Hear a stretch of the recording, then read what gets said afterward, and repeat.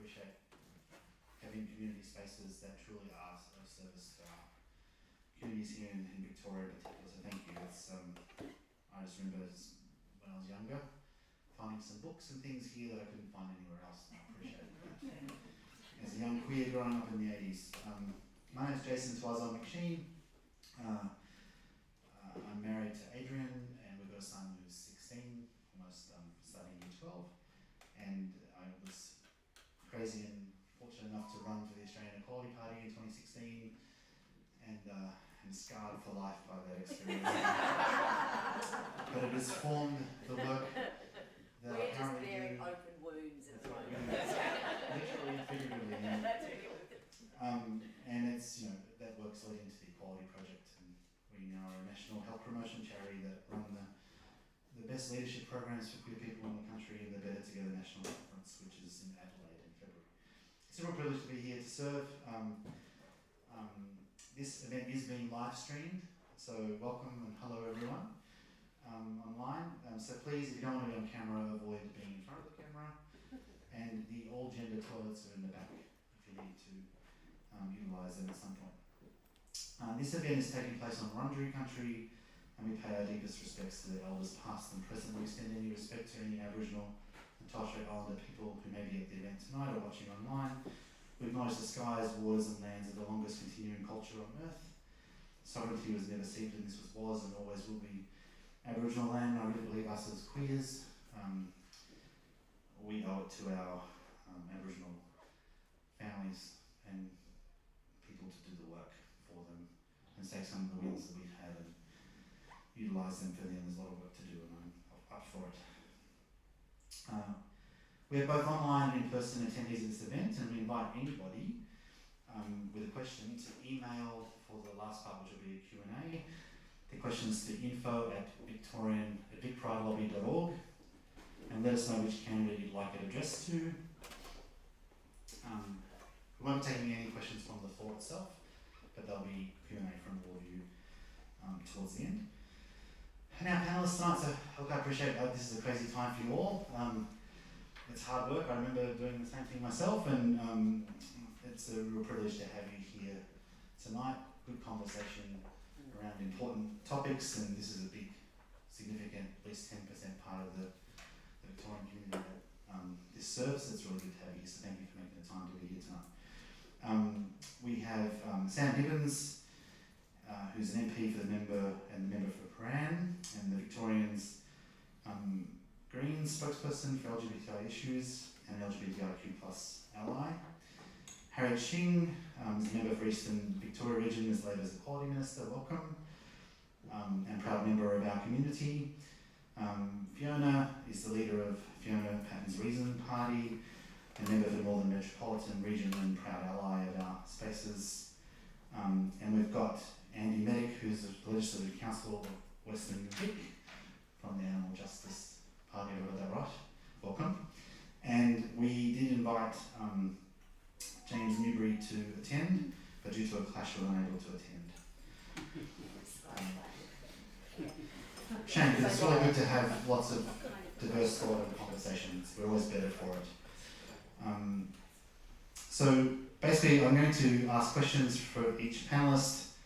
They've got 3 key ones, and then we get a few minutes, 3 and 5 minutes each, to share answers, and I will wind you up if you take too long, because it's important we have equal time for everyone. It's not being rude, but I will do that. And we really look forward to your answers to the questions, because we're really curious. We may have some really good quality stuff here in Victoria, but there's always work to do, and it's very important.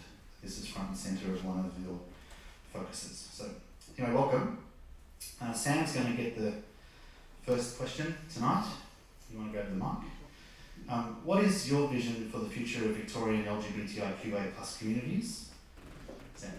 Oh, well, first of all, thank you so much for having me here today, and thank you to the organisers for putting on this very important event. Remember, you put on the same event back in 2014 when I was just a candidate running, so it really brings back good memories being here today.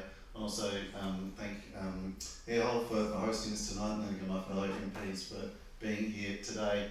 In terms of a vision for the LGBTIQI+ communities, well, I think you know, that question really brings us back to, all right, well, what are we doing here? What's the purpose, particularly amongst these issues and in the portfolios that we hold?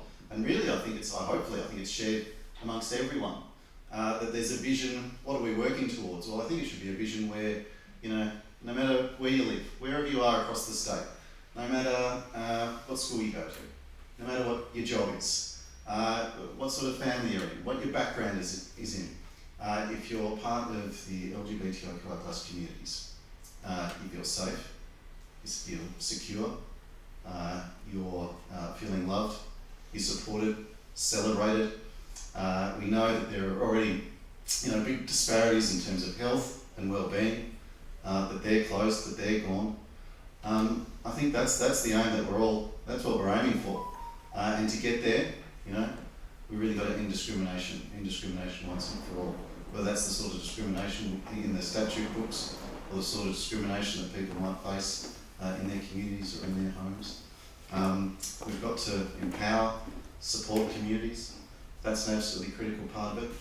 And we've got to guard against those, you know, what I see is these rising forces of hate that is really unfortunately rearing their heads. And this election is really a litmus test too, because some of those people, they're on the ballot. And we've got to make sure that we're guarding against those forces of hate. You know, I'm always just so incredibly impressed by the resilience of the LGBTIQI+ communities. There's much more to do. We can go further and faster in terms of progressing equality, and we've got to do that, but at the same time guarding against those forces of hate and standing up against them. Hopefully they're not in Parliament, but if they are, standing up against them in Parliament, or wherever they are in our community. And I think if we do that, I think we truly can be the Rainbow State, Victoria the Rainbow State, and making sure we are working towards that goal of no matter where you are in this state, if you're in the inner city, if you're here in the inner north or the inner south, or you're out in rural areas or suburban areas, that you're facing the absolute same opportunities. You're being supported, you're being cared for, you're being celebrated, and I think that's what we're all working towards here. So thanks so much. Thanks, Sam. Fiona, your turn. What is your vision for the future of Victorian LGBTIQA+ communities? Thank you, Jason. And it's lovely to be back with my colleagues this evening. It's it's been a few weeks to be here. But you know, it is lovely to be back with my colleagues and my upper house colleagues in particular, because you know we passed some pretty significant legislation this year, this term, that looked at recognising those gaps in inequality, those horrendous areas of discrimination that our LGBTI community was still experiencing. You know, and when we worked on things like gay conversion, and it wasn't nice. You know, and I know many people in this room probably were, you know, harmed by that debate, the same as we were harmed by so many of the debates, whether it's a debate around trans rights, and it's constantly stabbing at you. So my vision is that doesn't happen anymore, that those debates no longer are out there harming people. I do have concerns about what if I'm lucky to be re-elected, what the upper house might look like next time. Because we have got some very out loud and angry and horrible conservatives who would like to see us go back to the closet, who would like to see discrimination being an innate right for everyone.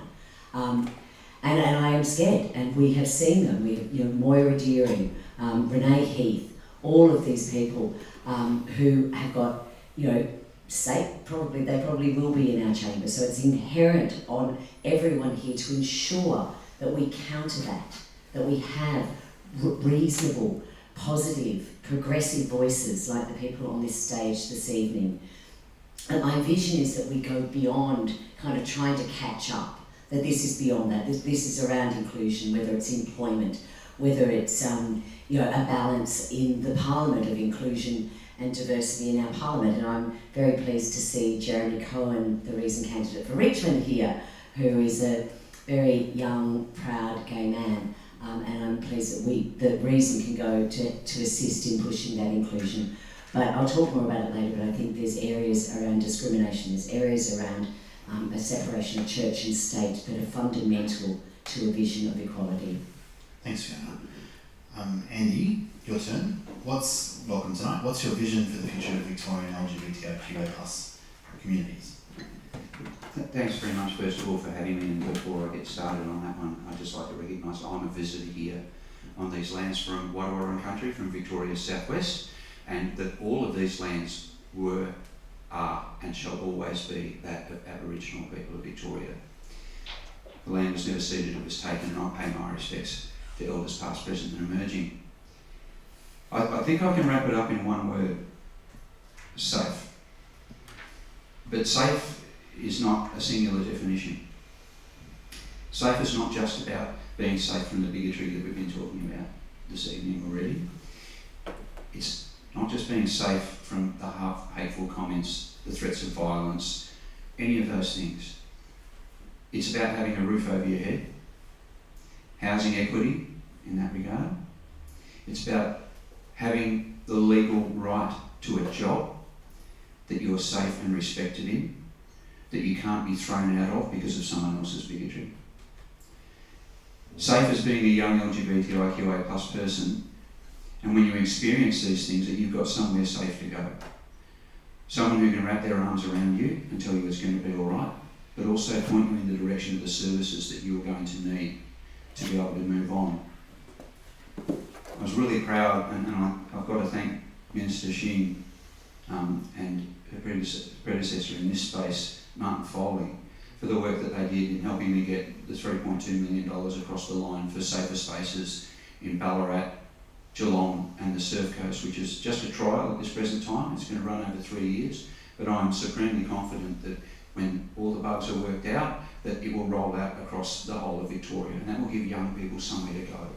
You know, it'll be a shining light on the hill, if you like, for them to go to and get those things that they need.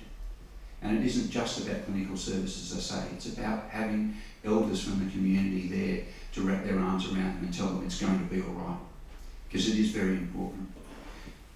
I'm also really proud of, as Fiona mentioned, of the legislation that we passed on gay conversion therapy, on birth certificate reform. Some of the finest moments of my life have been in the Parliament and see that legislation pass. But we do have to guard against it. I mean, she mentioned a couple of them. I'm not going to give them airtime in mentioning their names. And they will be in the Parliament because they have been given the #1 spots on those Liberal tickets. And we have to be there, those of us on the progressive side, those of us on the side of good, if you like, have to be there to battle against them. Because they are campaigning on tickets of, we're going to repeal this, we're going to repeal that, we're going to do this, we're going to do the other.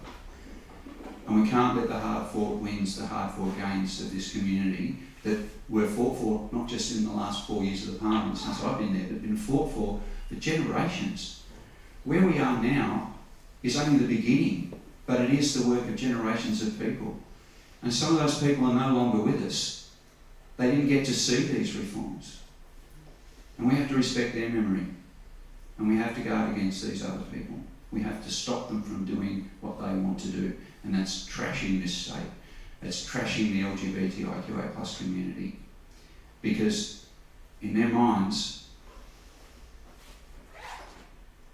it's wrong. Well, I say they're wrong. And I certainly am not going to sit idly by. And I won't, if I'm not re-elected, I'm not going to sit idly by and let this community be attacked by them. They'll be hearing from me.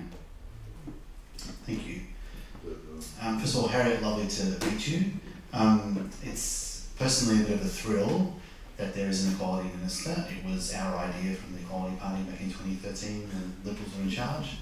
And to have had Martin and yourself in that role is something that we brought to the table. I'm really proud of that, and it's good to have somebody in that role. So thank you for the work that you're doing. Welcome. What is your vision for the future of queer communities? Thank you so much. Hi everyone, lovely to join you this evening.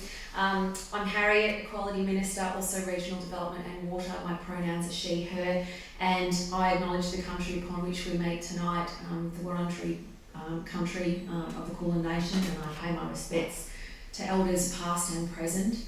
I also want to acknowledge any and all Aboriginal or Torres Strait Islander leaders or emerging leaders who are either here tonight or indeed who are part of our LGBTIQ plus communities, or indeed who are part of the work of the allies who sit around us too and continue to support us to be visible and to be included and to be able to have a seat at the tables in a way that informs and improves decision making. So this for me is personal, and I've been accused since I was elected in 2014 of running identity politics and of virtue signalling. I'm happy to own those two things because if being woke involves actually being aware of the need to stand up for and protect and be visible on behalf of LGBTIQ plus communities, well then colour me woke. I think that for me, and I look at the work that's been achieved firstly by Martin Foley, the most extraordinary ally that we could ask for in Australia's first equality minister, and now work that I'm continuing. The LGBTIQ plus strategy has been about the sort of pillars that Fiona and Sam and Andy have talked about tonight. It is about removing discrimination from the statute book. It is about providing safety and security. It's about providing equitable access to services that are culturally safe for us.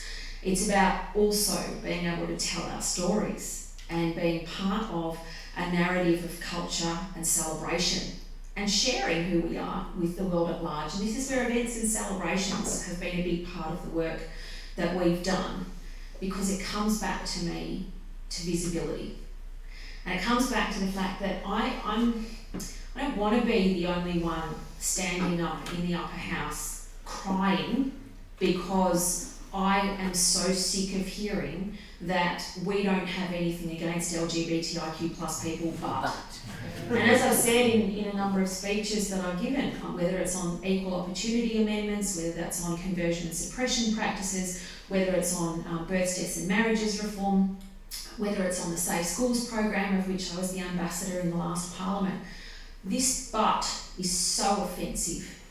To me, it's more offensive than the far right wing people who are unashamedly transphobic and homophobic.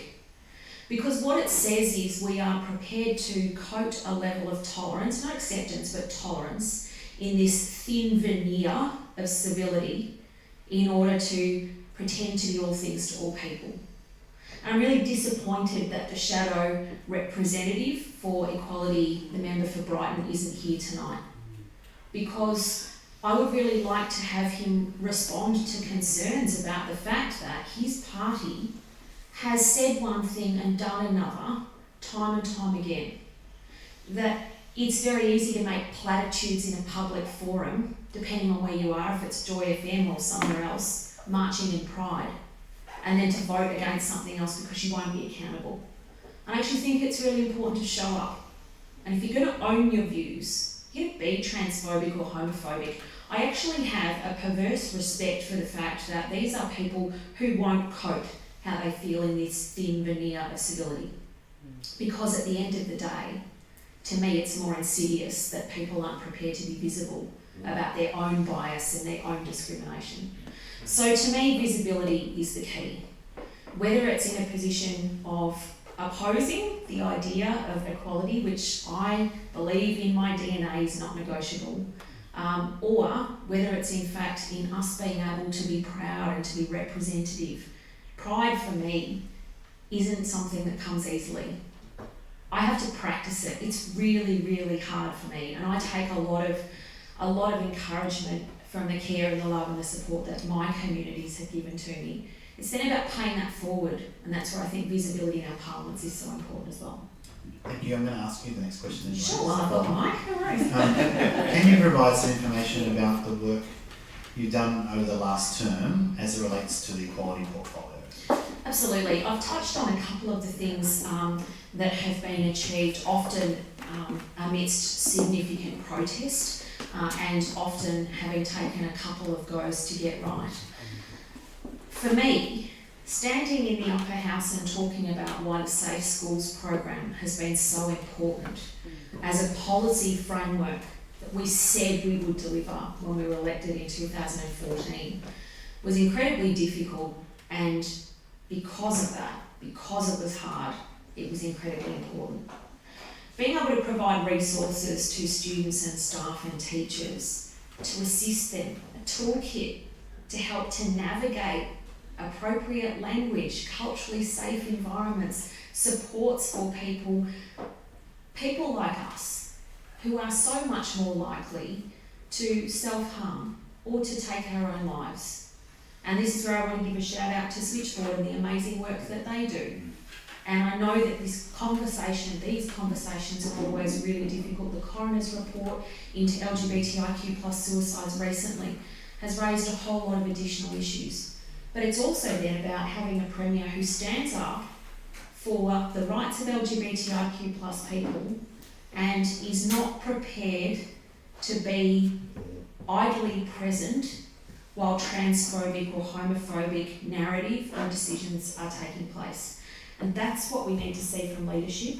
I think our record, whether it's amendments to the Equal Opportunity Act opposed by the Coalition, whether it's amendments to the Births, Deaths and Marriages Act around birth certificate reform so that trans and gender diverse folk don't need surgery in order to have their identities recognised on birth certificate documentation, whether that's the apology for historical convictions for homosexual sex, again, people who aren't here with us anymore and whose legacies have helped to improve our lives, get kind of poof about this.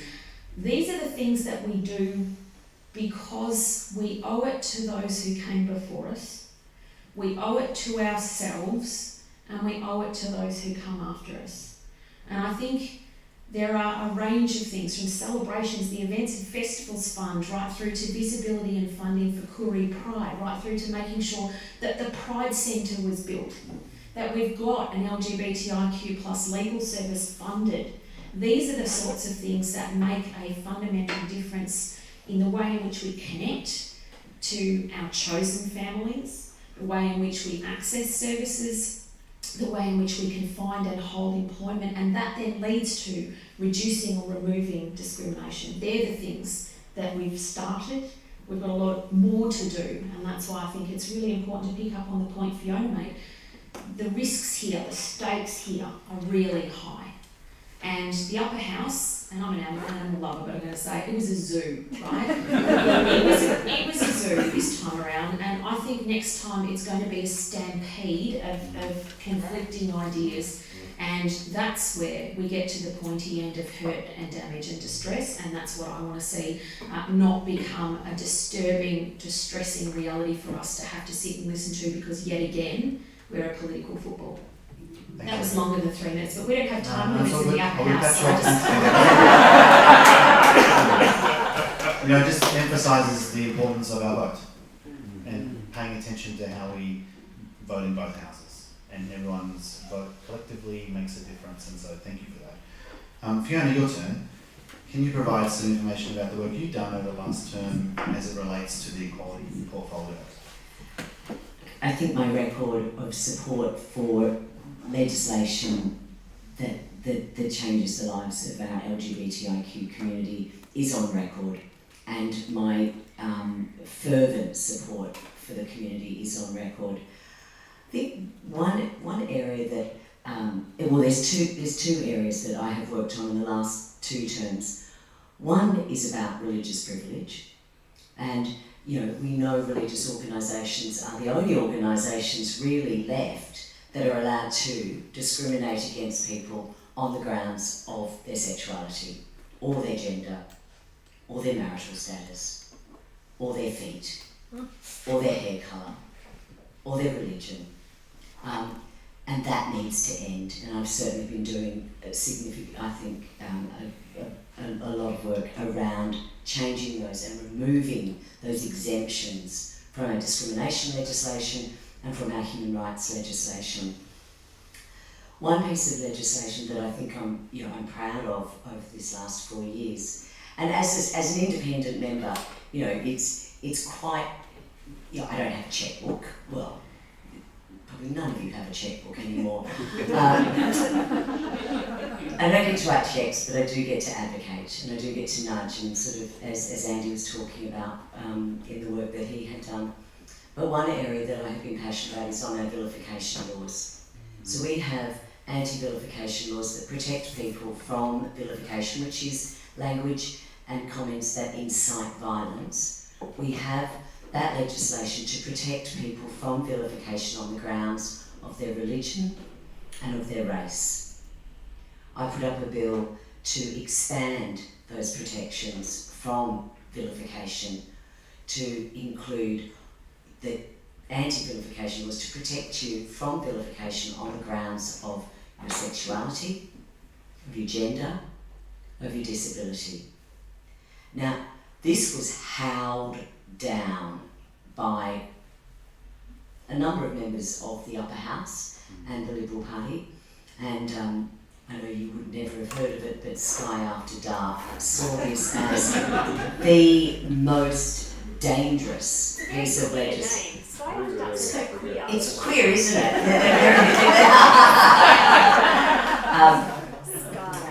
But it was also held down by some feminist organisations who were transphobic. So it was so interesting seeing, you know, these kind of so-called feminist organisations getting into bed with, you know, the Archbishop of the Catholic Church. Sorry for that image. Don't let it sink in. Don't let it sink in. But anyway, with that anti-vilification legislation, as with every bill that as with every private member's bill that I've put forward, it doesn't get up in my name. However, the government, we negotiated with the government, they referred it to a lower house inquiry, a lower house committee. They did an inquiry. That inquiry's recommendations was that effectively my bill be introduced. And the government's response to that report was that yes, they agreed that it should be.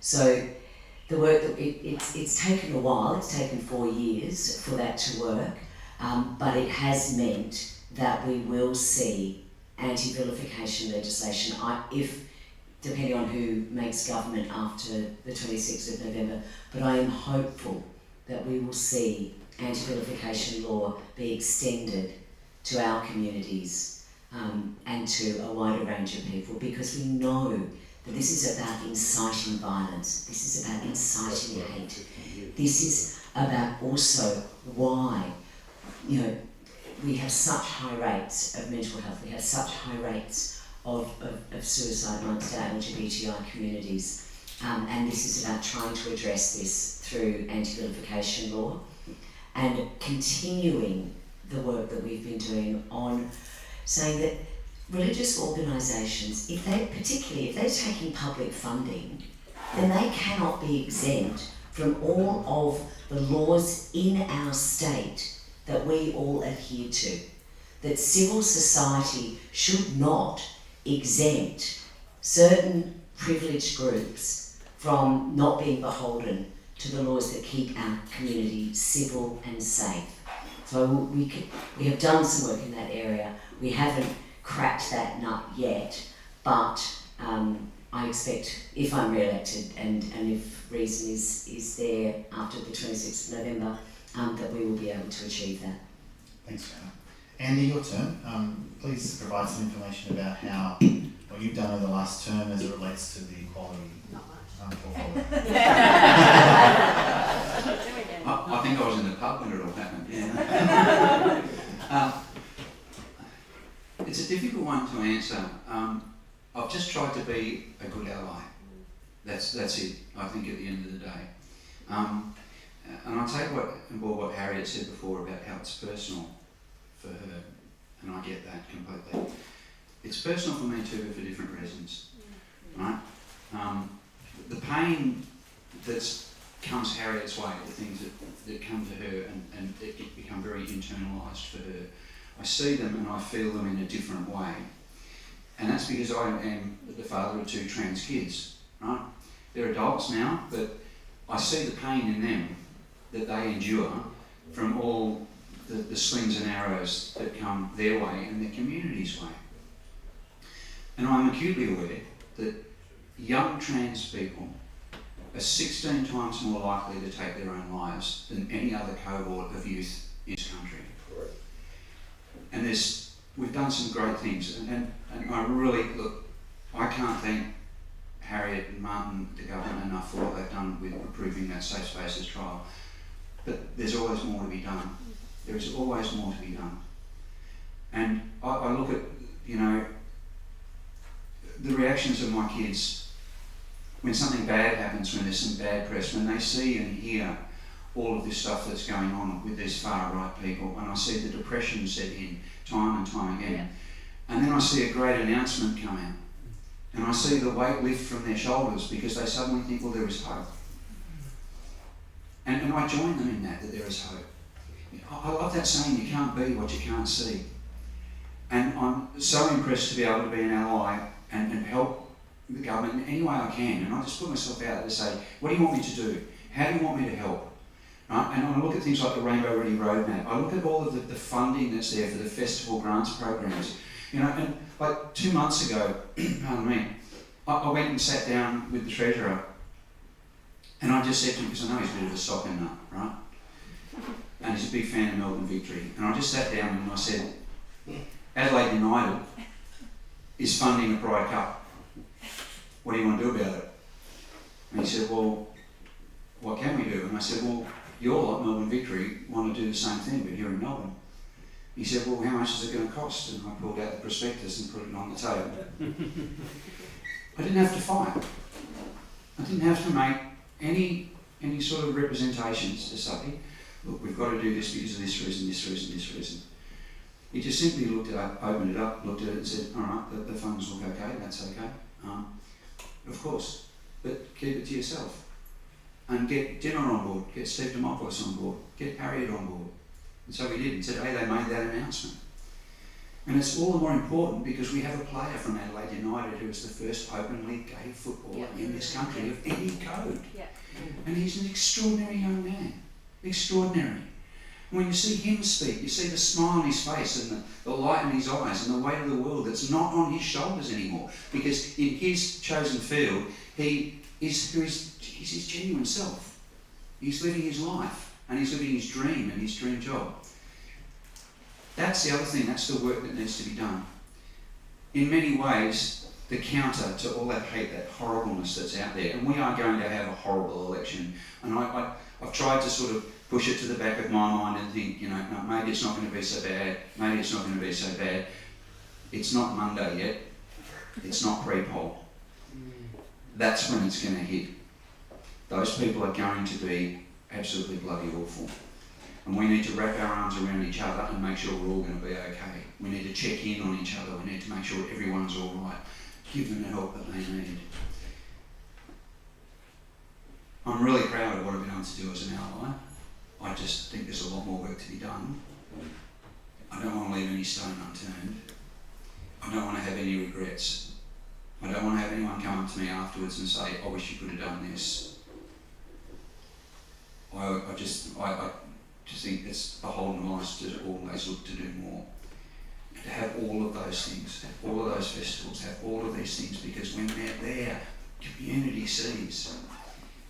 And incites generational change as well. A whole new generation of youth coming through with this is just not an issue for them. We have to make sure that stays. That's the work. That's the next thing. Thank you. Sam, your turn. Tell us about the work you've done over the last year. Yeah, sure, thank you. So on day one of this Parliament, I introduced, it was an election commitment of mine, if I was re-elected, I'd introduce a private member's bill into the lower house to protect LGBTQI kids from discrimination at faith-based schools. And this really built on a lot of the work that myself and the Greens have been doing over multiple terms, which was reforms to the Equal Opportunity Act, to get rid of these really insidious exceptions that were in this act that's supposed to protect against discrimination, that actually facilitated discrimination. And there's been a lot of really, really good reform happening over the last this government, but we weren't getting anywhere with this reform, and so we really wanted to keep it on the agenda for the first term, for that first day of Parliament, and continue on for this term. These laws, you'd have situations where still do, where a student at a school, at a religious school, coming to terms with their sexuality or gender identity, feeling like they couldn't be themselves because they might face expulsion because they don't know.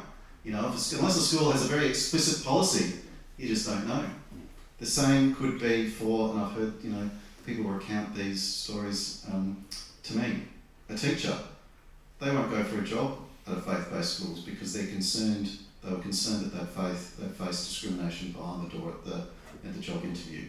It could be a young person kicked out of home because of their sexuality or gender identity, not wanting to go into a homelessness services. Again, they were concerned that they would face discrimination. And I was really pleased that the government ultimately did introduce laws this year to really go up a significant way to getting rid of those exceptions, to making sure that students at faith-based schools, people who are needing faith-based services, they'd be protected against discrimination. And so I was really pleased that we could be in there, not only supporting those laws, but then also working with community and advocates as well to try and strengthen those laws. And it's our commitment to continue to try and strengthen those laws, not try and water them down like the opposition, like the Liberal Party seem to be wanting to be doing. There's still a way to go in terms of strengthening those laws, making sure that faith-based organisations, whether they receive government money or not, that there's no discrimination in those services. Making sure that, I think it's within uniform laws or the rules around school uniforms, that they can't be used as a way of discrimination. Making sure that the rules that allow for, having schools, school entry based on faith, that again, that can't be done, okay, you're welcome to school, but then 2 years later, a young person, things change, their views change, they're again coming to terms with their sexuality or gender identity, suddenly that can't be used as an excuse to discriminate. So there is work to be done in strengthening those laws, and that's a really key role that myself and the Greens really want to play. And again, this term I look, really standing shoulder to shoulder, supporting the end to conversion practices. Last term we were the first ones to call for an inquiry into those insidious practices. Really pleased that an inquiry took place and ultimately recommended that those laws would come into effect. Again, the birth certificate laws, really pleased that we could be supporting the communities in those laws. And really looking forward now is really playing our role is to, again, work with community and shine a light where there are those deficiencies, shine a light where there are those disparities. That's a really big role that we've been playing and that we're really keen to play in the future. Thanks, Sam. Okay, your third question, Fiona, you're first. If elected, how will you work to improve the lives of LGBTIQA+ persons in Victoria? Thank you. I think it just follows on from the last comments that I was making about what we had done in the last term. There's still more work to achieve that. So whether that's around anti-vilification laws, and fighting those people that think it's quite okay to vilify people on the grounds of their sexuality. It is not okay, and that must change. So continuing to work on that. I think one of the other areas that we've been working on and will continue to is actually on things like the chaplaincy program. So the state government funds chaplains to go into schools. Those chaplains currently, it's very difficult for someone to not have a religious belief and be a chaplain. So we get chaplains who are trained, who come under the some evangelical chaplaincy programs. Now, that is not who I think most LGBTI kids need to speak to. They need a secular, qualified youth worker or mental health worker. So I want to see those funds moved from a religious-based chaplaincy program to a secular, qualified mental health or youth worker program and see that taken out to all the schools. We will continue to work on other areas where we see discrimination, and I certainly think that it's a broader issue, but again I come back to that privilege of religious organisations in our community, that they seem to have the rights to feel that they can discriminate against people on the grounds of their sexuality. That must end. And in our party, I want to see us, having more members of the LGBTI community running for election. I love Harriet, but I don't want her to be the only gay in the room. I want to see that diversity reflected in our parliament, and I will continue to do that, whether I'm elected or not. But I do think that we need to see inclusion across areas, and where I can do something in that area, I will do what I can. Thanks, Andy, your turn. If elected, how will you work to improve the lives of queer people over the next term? It's Shakespearean, I know, and I can't remember which play it was, but the saying is, "Direct me, sire, for I am thy servant." That's how I want to be. I want to consult with the community and find out what's next. What do you want me to do? What do you want me to improve? Is it strengthening the laws that we currently have? Removing some of the things that we think are impediments in those laws? If that's the case, tell me which ones, let's go to it.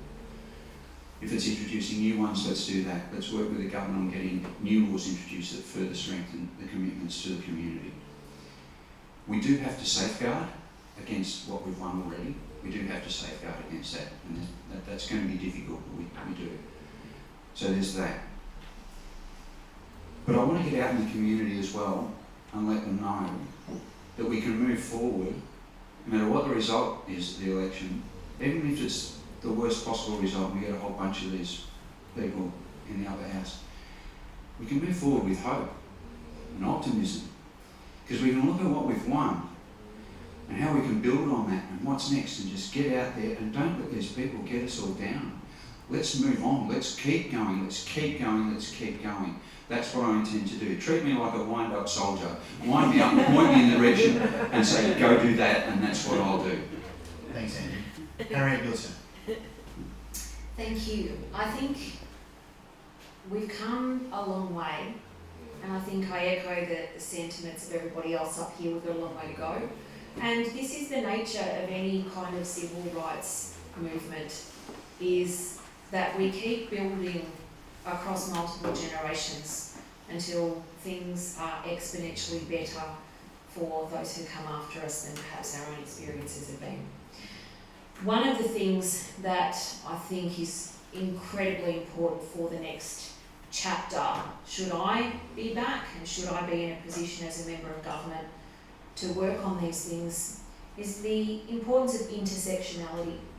And we have a tendency, I think, in any kind of group narrative around cultural, legislative, funding-based or government decision-making, to prioritise one rather narrow focus as far as voices are concerned. And when I think about LGBTIQ plus people living with disability, neurodivergent folk, the elderly, people in rural and regional Victoria, Aboriginal and Torres Strait Islander, culturally and linguistically diverse LGBTIQ plus folk, for me, and having been a co-chair of several working groups over many years and a member of the task force that guides the informing of government decision making on a range of matters. We need to see more diversity within the voices that guide our narratives. And so I think that's a big part of making sure that we can encourage leadership and participation in decision making. Again, to move beyond the people who will naturally put their hands up because they've been part of a system that encourages or enables them to do that. How do we make sure that there is a seat at the table for people who may not ever have thought themselves good enough to walk into the room where that table is? So they're the things. Leadership programs, data I'm a nut for data. I think where you can actually get statistical foundations for decision making is better. These are the sorts of things that enable us to actually build something quite strategically, quite forensically, quite analytically that leads to better outcomes socially, economically, in our health, in our longevity, in our participation, and in our overall ability to access the same kinds of rights and entitlements that non-queer folk take for granted. Thanks, Sarah. Before I ask you, Sam, please, if you have a question, email info@bigpridelobby.org and let us know which candidate you'd like it assessed to. Just had a comment from Macca, President of Joy FM, who says simply thank you to those MPs who stand up for us every day. Really important that you do that. Sam, your turn. If elected, how will you work to improve the lives of LGBTIQ+ people? Yeah, look, in speaking to and listening to communities in the lead up to this election, the Greens put together what we're calling our Rainbow State Action Plan, and this was really to really send, I think, a signal in terms of what's the direction that we want to go in. What's on the table for us fighting for equality in the next term, and we really broke it down into two key areas. One was law reform, and as I was saying before, there's more to be done to strengthen equal opportunities laws and certainly guard against any weakening of them. As Fiona's put on the table, vilification laws, strengthening. There's a bit of unfinished business. Strengthening the Human Rights Commission, giving them some real teeth to go out and really investigate and really do the job that they really set up to do, and empower them to do the job that they can do, so they can go into organisations, they can find out what's happening, they can give undertakings that need to be done. Certainly, I think there's work to be done in the intersex space about deferrable, non-essential medical interventions. So, in terms of law reform, I think there's a lot to go on in terms of law reform. The second area, I believe it's for LGBTQI+ organisations, empowering them to do the work within the communities themselves, and that's homelessness services, it's mental health, it's making sure there's proper clinical care for gender diverse communities. In some areas, sure, mainstream services. Yep, let's skill up, empower them to do the right thing. But in some instances, or many instances, it might be the communities themselves that should be the best people placed to deliver those services. And when you look at those disparities that are still quite dramatic, I think there's a real need to be funding, to be supporting, to be empowering those organisations to be working directly with their communities. Thank you, Sam. Comment from Phoebe. I'm following the lobby's IT and they can take more candidates. I've seen Fiona and Andy on the website. Would love to see Sam and Harriet up there too. So just an invitation on the lobby's website to be a part of that. Question to Harriet. So once again, if you have a question, we've got the next 20 minutes or so. Email info@bigpridelobby.org and let us know which candidate you'd like the question addressed to. We've got a few from the audience. The first one is a question for Harriet from Maura. What specific funding for LGBTIQ+ organisations are you able to announce tonight? No pressure. Sorry, what did you say the first name of the person was? Maura, sorry.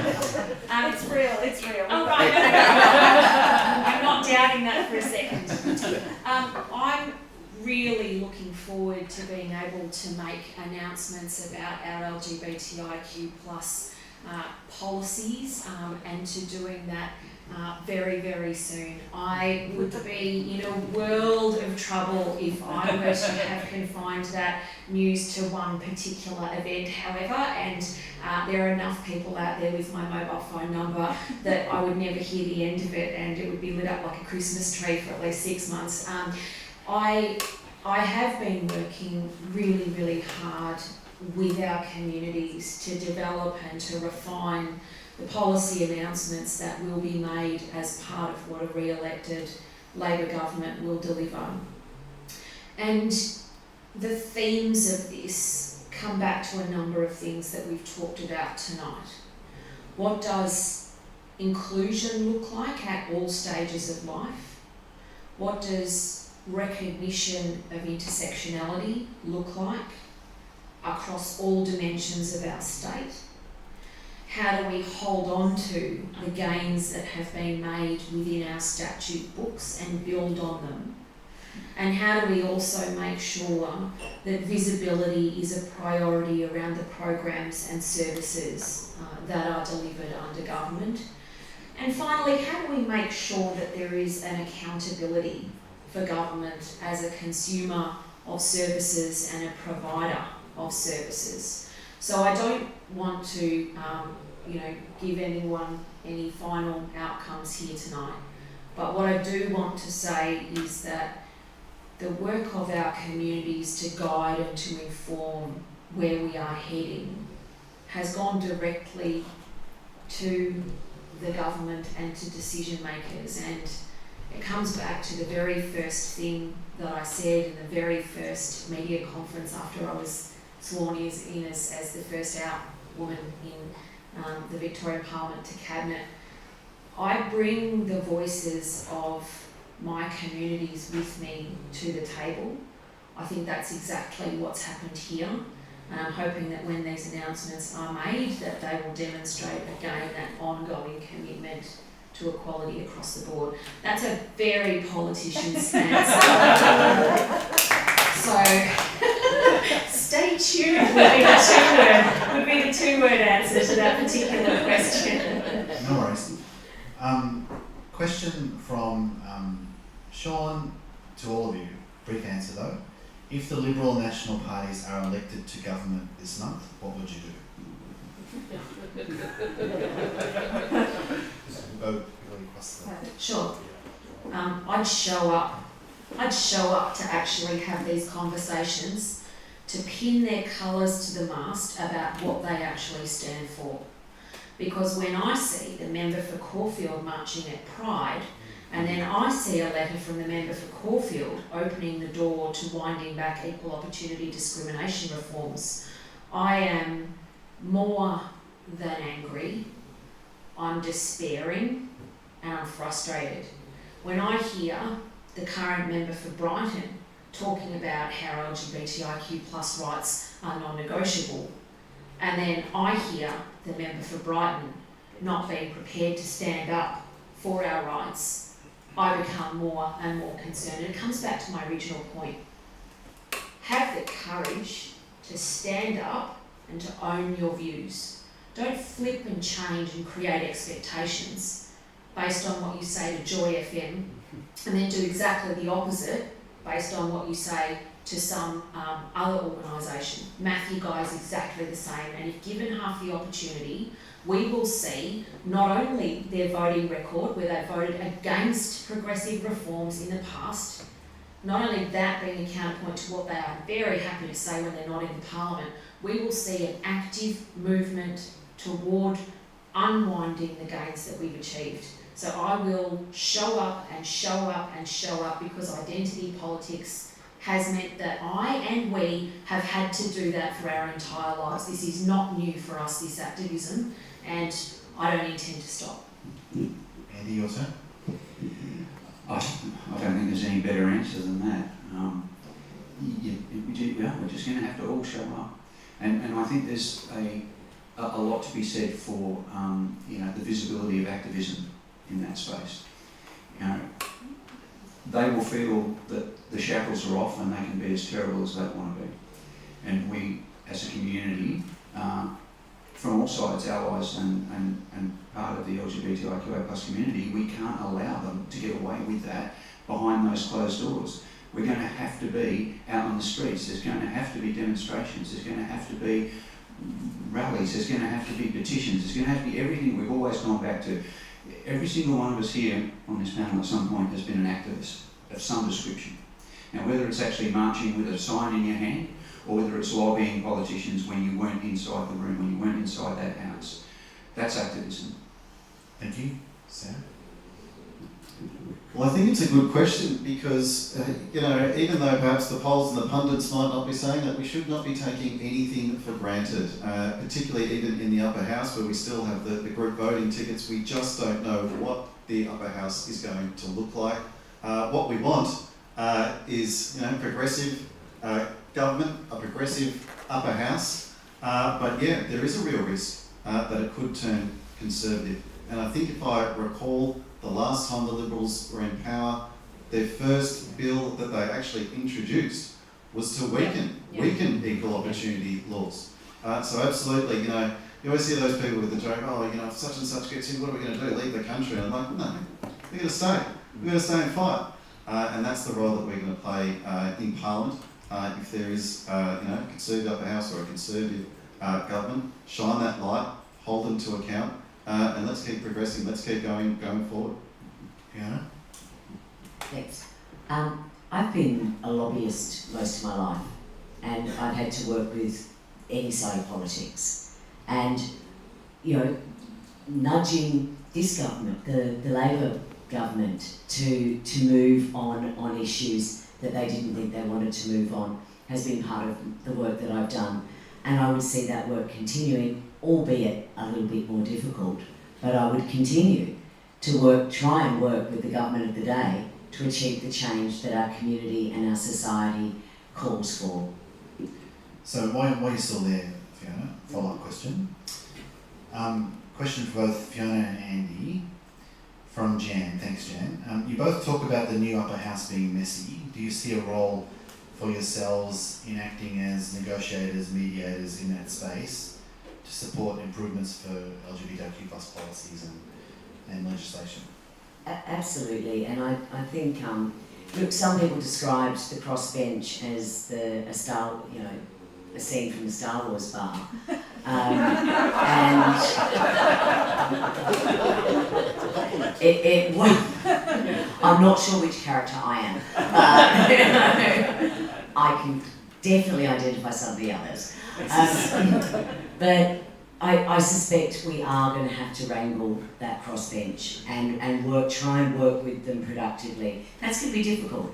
You know, we may have Adam Somyurek on the crossbench. Actually, if we have Adam Somyurek on the crossbench, I won't be there. So, not because I'll walk out, because he would have taken my spot. He's running against me.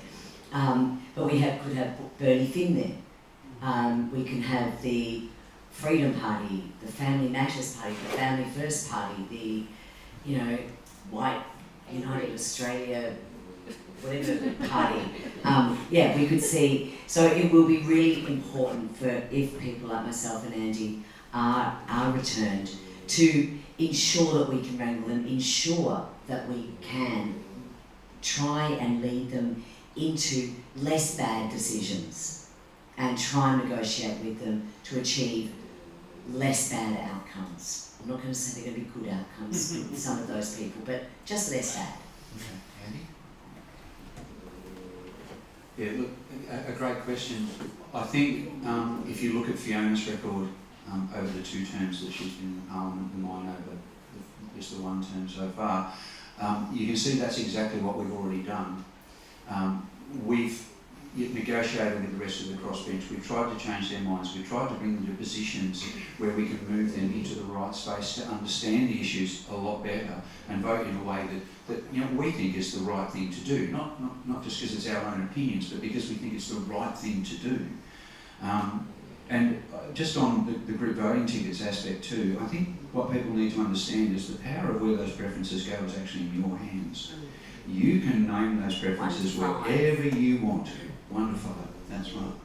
Make the right choice. Send them where you want them to go. If you don't want Adam Somyurek in that house, and believe me, I don't want him in that house either. Especially now he's with the DLP, I mean, figure that one out. But, number those preferences where you want them to go.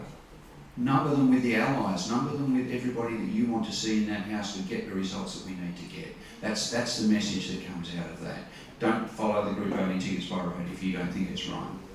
Okay, so there's that. And absolutely, if I'm back there, I will help wrangle it. And look, I think a key an example of that is when we both sort of ran into Rod Martin for the first time. Now, Rod's a lovely fella, and if you look at the transformation of him over the 4 years, he was coming from the right side of politics, and I don't mean goodness, I mean he was on the right side of politics. And you know, his chief of staff was very much in the same vein. If you were to take a snapshot of back then and look at where they are now, you won't find a more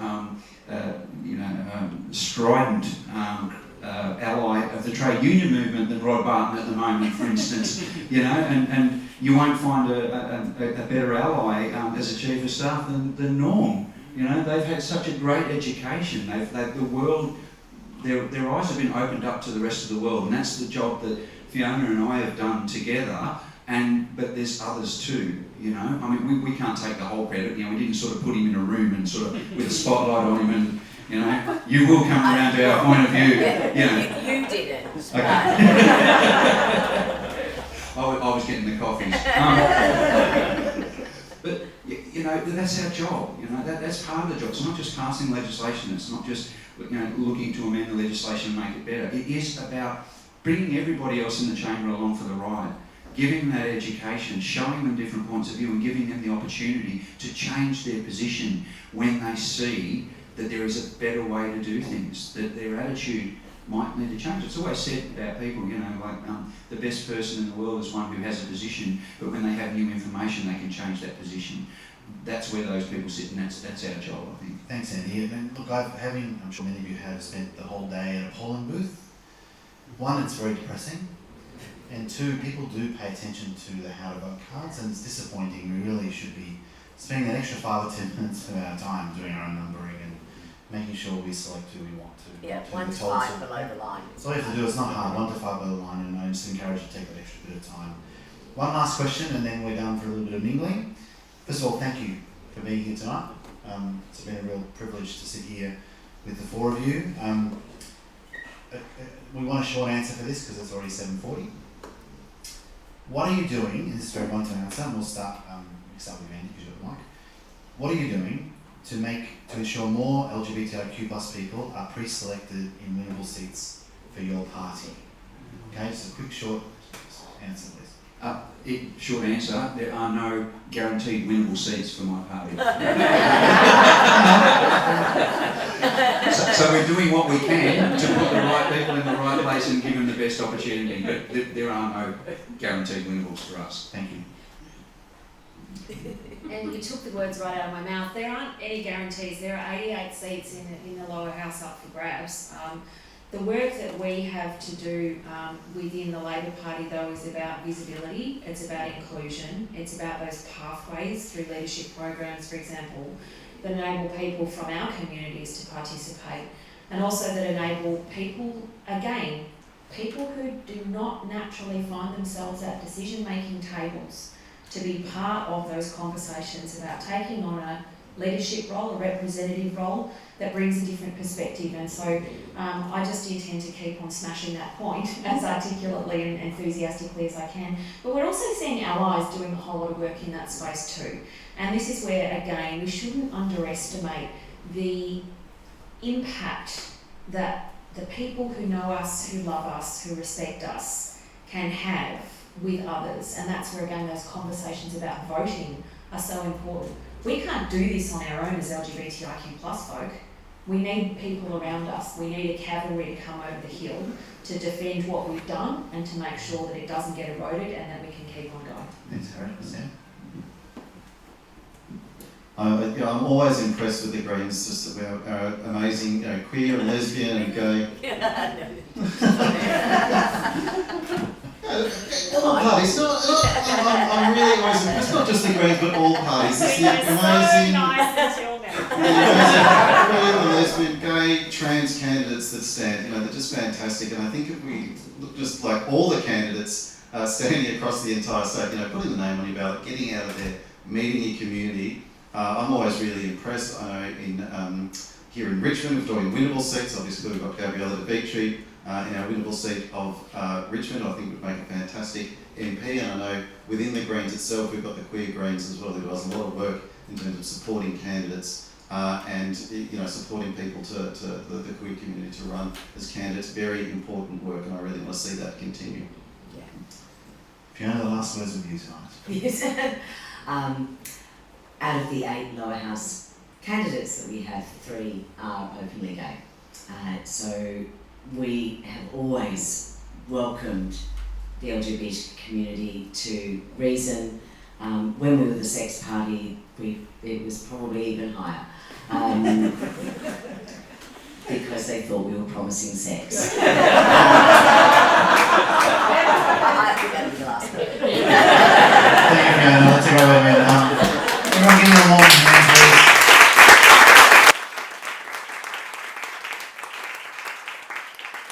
And as good as it is to be amongst the preaching to the converted, right? And there's a negative about that. And I hope that us as a space, particularly here in Victoria, can create an environment where those who are not on our side of the page are comfortable to come and sit and be part of this conversation, because it makes it more robust, it's healthier, it's better for all of us.